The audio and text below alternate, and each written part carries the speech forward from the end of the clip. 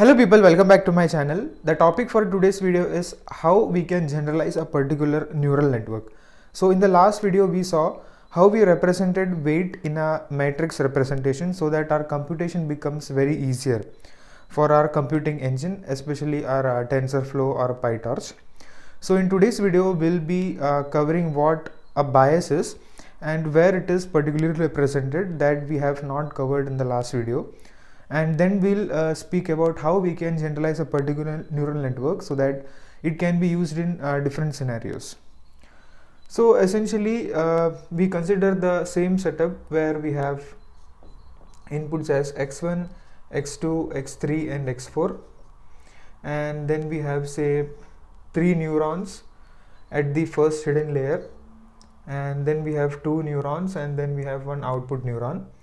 So then what we get is we have the inputs that is receiving to this as this way, to this in this way, and to this in this way, and to this we get like this, we get like this, and finally we get like this, and our output would be some y estimate. So we know this part becomes our input layer, that is IL, and this is our hidden layer, that is the first hidden layer, and this is our second hidden layer, this is 2, and then we have our final output layer. Now this is used for binary classification, that's why we have only one neuron. Else if it's for multi-class classification, then we can have n number of neurons at the output for representing different classes.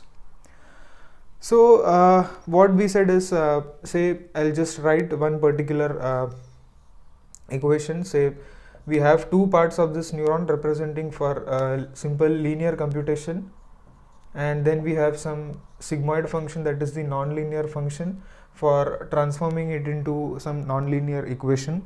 So in the real world not everything is linear in nature, so if everything was linear then each and everything in the world would be easier. So we have some relationships which are not linear, that's why we are mainly using this nonlinear function, and it also helps a particular neuron from collapsing.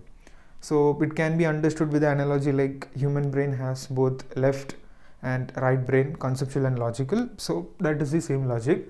So we essentially write one output, say we have z1 at layer 1, so we are talking for this, that is whatever comes between this summation and all between these inputs. So we have x1 plus x2 plus x3 plus x4.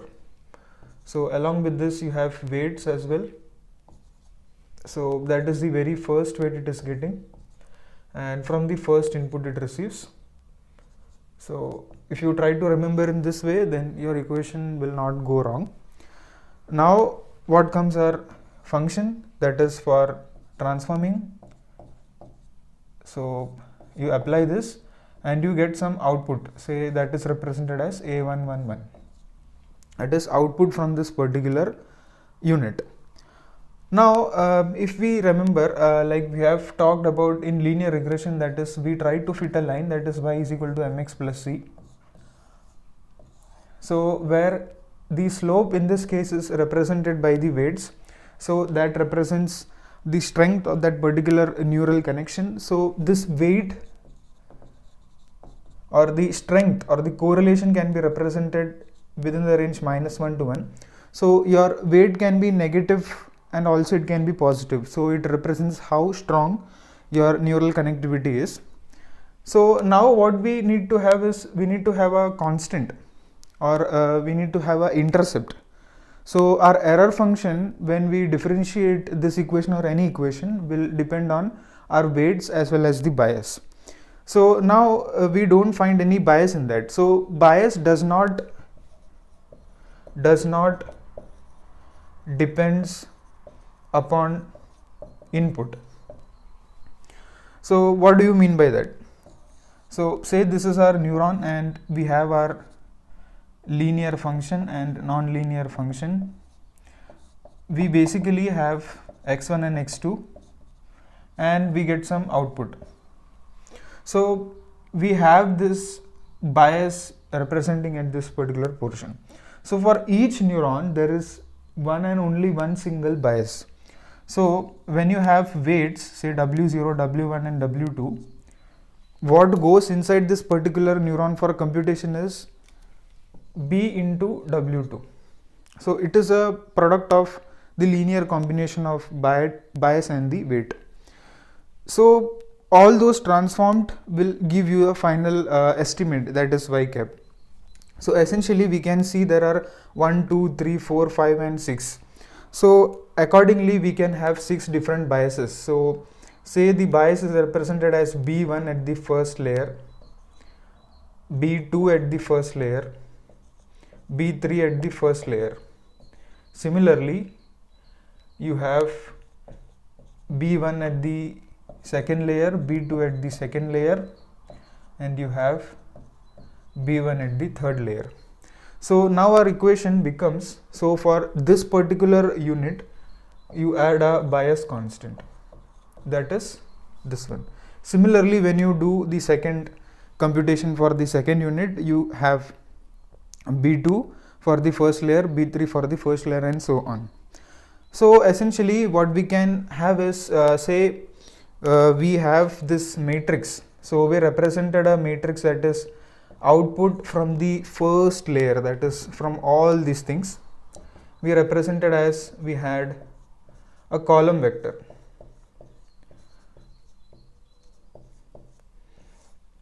So this was a column vector that was the output from the first layer. So our bias, say if you are representing B1, so our bias would also be like this, B3 and 1. So this is also column vector. So now each and everything, that is our weight and bias and all the inputs also, we are representing in matrix representation, so that becomes easy for our calculation. So that becomes essentially a tensor quantity and matrix multiplication, which is done across the neural network. So now what we try to do is we need to generalize this particular equation. So say any particular output at any layer, we are representing it as capital Z. So that is given by the weight at that particular layer, and we have the inputs. Now inputs would be coming from the previous layer. So input for this particular hidden layer would be coming out of this. So essentially the inputs that this is getting would be, you have A111, you have A21, A31.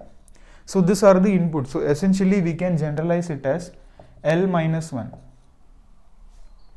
And then you have the bias at that particular layer. So this is the generalized equation for representing any neural network.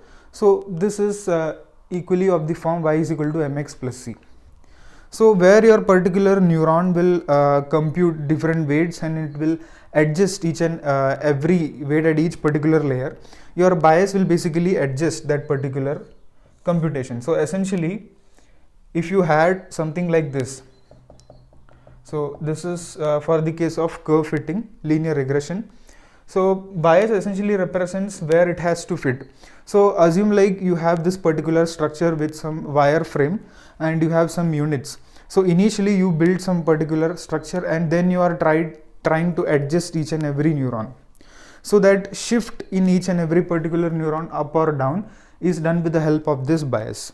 So essentially you can also see geometrically like how you can shift this either up or either down. Now before considering the bias, if we were trying to build a matrix, so you can essentially say that the weight at this particular connectivity between this hidden layer and between this input layer, so that weight matrix, say weight matrix of W1, what would be the dimension of this? So you essentially say like it is a 3 cross 4 matrix, 3 units and 4.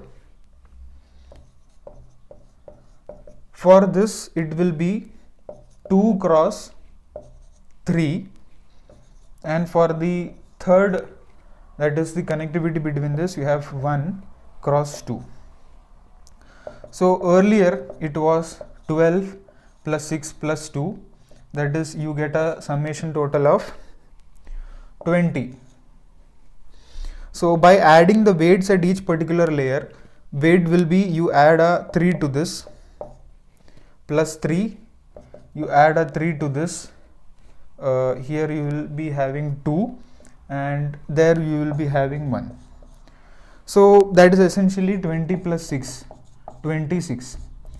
So essentially by considering the weights, you will be learning not only the weights but also the biases. So essentially you need to have the idea of having how to adjust the weights and how the neuron should be there. So essentially that becomes a question of generalization. So if you have large number of layers and thereby can have large number of neurons, and this essentially will shoot up, this number will not be 26 but in the real time it will be any higher number. So you need to learn all those parameters in order to generalize your particular neural network. Now essentially generalization is affected, or you do the generalization of any particular neural network based upon 3 different factors. So we'll just quickly summarize those factors.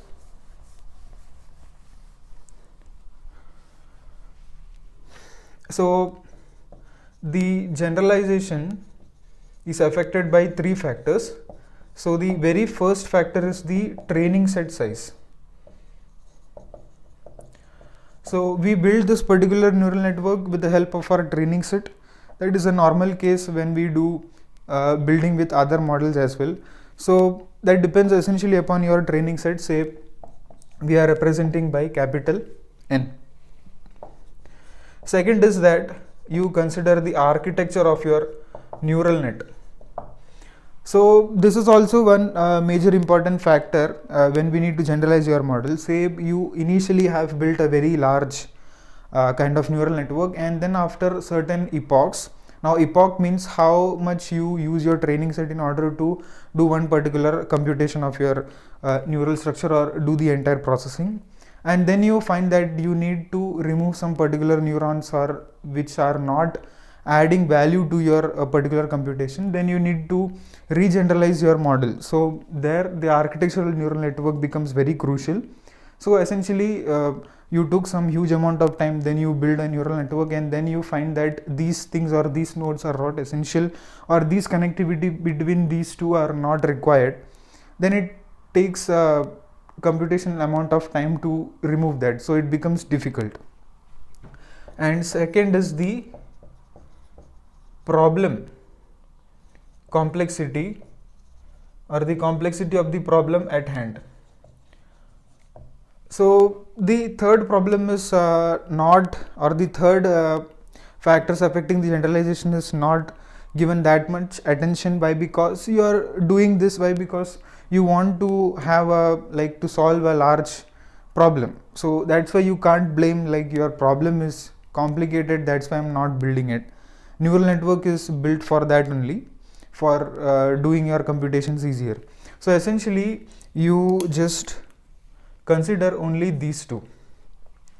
So you can achieve the generalization by keeping either two of this constant. So by keeping the training set size, you can generalize your architecture of your neural network. So if it is found that if your n is set fixed, that is the number of training set size for building your neural network is fixed, then the complexity, that is big O notation, is given by this formula, that is W represents the weights or the number of free parameters. Now free parameters are all these 26 parameters. In this case there can be any number like 100, 150, 200, 250. So those are the number of free parameters, that is the weights, and epsilon represents the permissible error, say like you have 0.01% error, so only this much percent of error is like assumed to have in this particular setup, so thereby your complexity will reduce. So like I said before, if you want to remove particular connection or particular neuron, then this equation would suddenly change. So that's where generalization of a particular neural network will affect significantly. So well, that was all regarding the generalization of a neural network in deep learning. So hope you guys enjoyed this video. If you got educated from this video, please do like, share, comment, and if you are new to this channel, please consider subscribing. Thank you very much for watching this video.